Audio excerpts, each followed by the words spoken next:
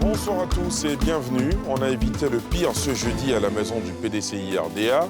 Des jeunes surexcités s'en sont pris à nos reporters commis à la couverture d'une rencontre entre le ministre de la Réconciliation nationale et le secrétariat exécutif du parti. Nos reporters ont été molestés ainsi que le correspondant de RFI.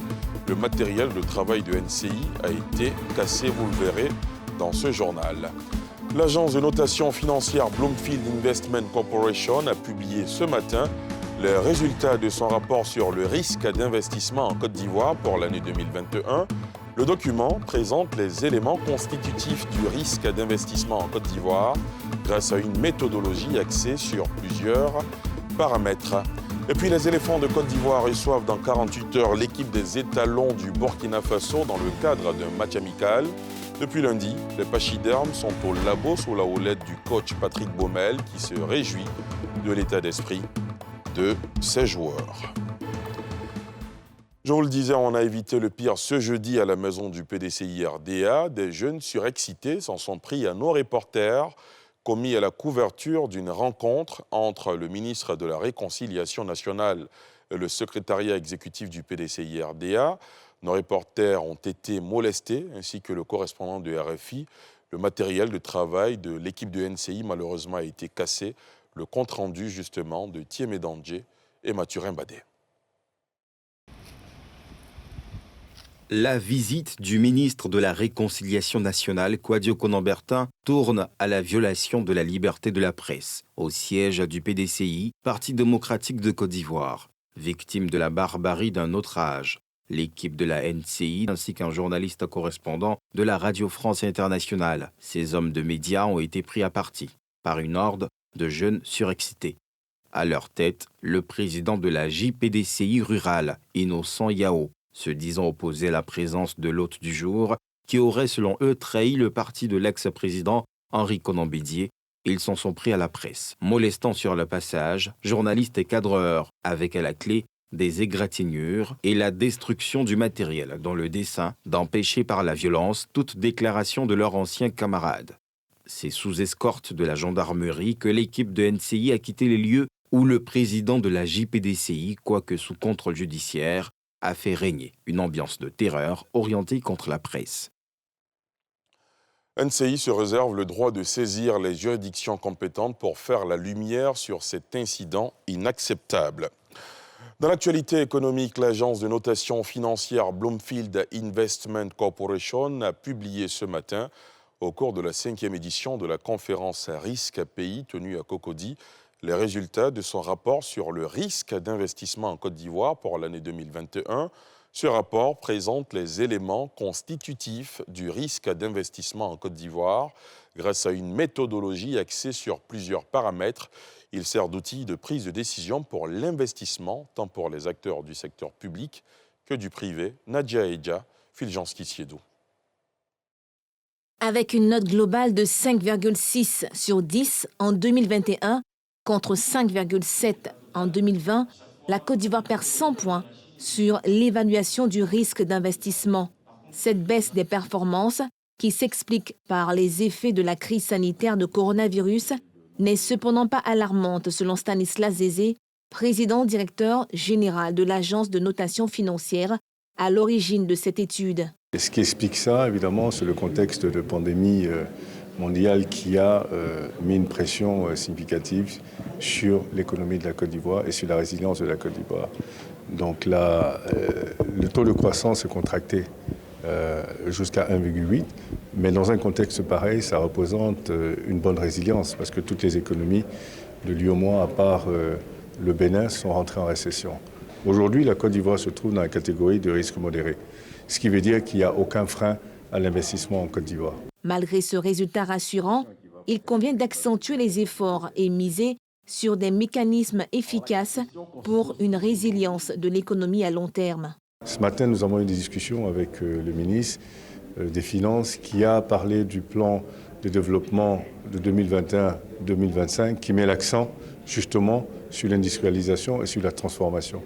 Et nous pensons très sincèrement que c'est quand la Côte d'Ivoire atteindra un certain niveau d'industrialisation que sa résilience sera complète. Le rapport Risque Pays Côte d'Ivoire 2021, discuté lors de la conférence Risque Pays, met en évidence les perspectives, les forces, les faiblesses et les opportunités d'investissement du pays. L'élaboration de ce rapport prend en compte les paramètres que sont les performances économiques, la gestion des finances publiques, la solidité du système financier et le risque sociopolitique. Dans l'actualité sportive, les éléphants de Côte d'Ivoire reçoivent dans 48 heures l'équipe des étalons du Burkina Faso dans le cadre d'un match amical. Depuis lundi, les pachydermes sont au labo sous la houlette du coach Patrice Baumel qui se réjouit de l'état d'esprit de ses joueurs, un sujet de Salif Yelekwe et Eric Imo. Les éléphants de Côte d'Ivoire ont 2 rendez-vous importants. Ils affronteront dans des matchs amicaux le Burkina Faso le 5 juin au stade Ebimpé à Niamey, suivi d'un déplacement le 12 juin au Ghana pour livrer un match contre les Black Stars du Ghana. En prélude à ces 2 rendez-vous, un stage a débuté à Abidjan. Entre préparation en salle, séance d'entraînement sur le terrain de sol béni à Maputo, les pachydermes préparent activement ces rencontres. Très heureux de travailler au quotidien. On sent qu'il y a beaucoup de joie, de plaisir d'être ensemble, une très bonne atmosphère, un très bon état d'esprit qu'on doit retrouver samedi à Ebimpé. Donc c'est toujours garder cette même motivation de vouloir progresser ensemble, s'améliorer et porter très haut le drapeau ivoirien. Le plus jeune de la sélection, Amad Diallo de Manchester United, est heureux de retrouver cette sélection. Je pense qu'il y a une bonne ambiance ici, on s'aime tous. Voilà, je suis aimé, la Côte d'Ivoire a besoin de cette ambiance-là. C'est le travail paye. Ce jeudi, dans le QG des éléphants, dans un réceptif hôtelier à Port-Boué, c'est le ministre de la Promotion des Sports et du Développement de l'économie sportive, Paulin Claude Danhaut, qui a tenu à rencontrer les joueurs. L'émissaire du gouvernement a encouragé les footballeurs tout en leur démontrant leur place de choix pour la paix et la cohésion sociale. C'est la Côte d'Ivoire miniature. Les gens du nord, de l'est, de l'ouest, du sud. C'est ça la Côte d'Ivoire. Je suis venu ce matin pour vous encourager. Et dire que vous êtes porteur de beaucoup d'espoir. Dans les années à venir, vous allez être au cœur de beaucoup de choses. D'abord, il y a les éliminatoires. Vous êtes déjà qualifié pour la Coupe d'Afrique des Nations du Cameroun. Vous devez tout faire pour vous qualifier, certainement pour la Coupe du Monde, pour votre carrière personnelle à vous-même, chacun d'entre vous, mais aussi pour l'image de notre pays, pour le rayonnement de notre pays. Mais surtout, en 2023, nous organisons la CAN et c'est pour espérer la gagner. Rendez-vous samedi prochain pour le spectacle, le match contre le Faso. Le commissaire du gouvernement, Ange Kessi, face à la presse aujourd'hui, a fait des précisions sur la lutte contre la corruption et le racket.